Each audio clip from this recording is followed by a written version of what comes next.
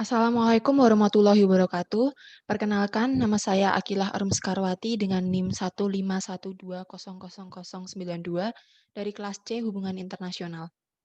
Saya akan mempresentasikan tentang etika, moral, dan akhlak dalam Islam. Yang pertama, pengertian etika. Etika adalah aturan yang mengenai suatu norma atau sikap perilaku seseorang di lingkungan sekitar yang bersifat baik maupun buruk. Macam-macam etika. Yang pertama, moralitas skriptual. Moralitas skriptual ini berarti sebuah tipe etika di mana keputusan-keputusan yang terkait dengan etika tersebut diambil dari Al-Quran dan As-Sunnah dengan memanfaatkan abstraksi-abstraksi dan analisis-analisis para filosof dan para teolog. Yang kedua, etika teologis.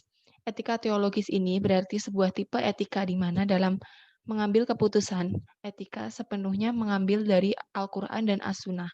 Kelompok etika tipe ini ada pada kelompok aliran Mu'tazilah dan Asy-Syariah. Yang ketiga, etika filosof.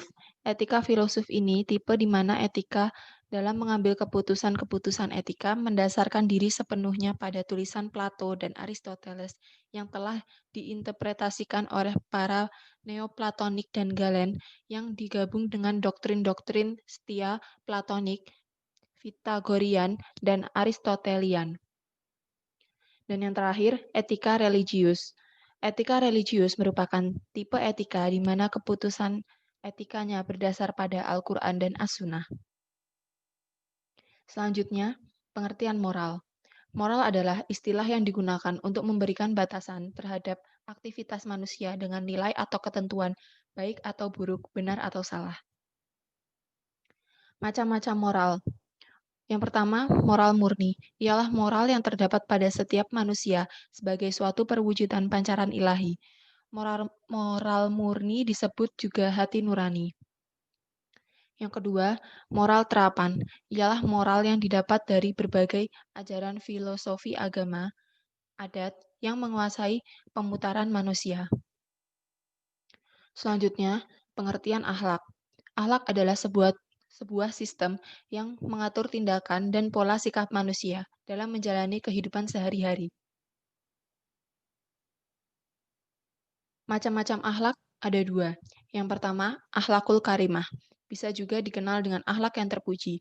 Adalah akhlak yang baik yang harus dimiliki oleh setiap manusia dalam menjalani kehidupan bersosial. Yang kedua, akhlak masmumah.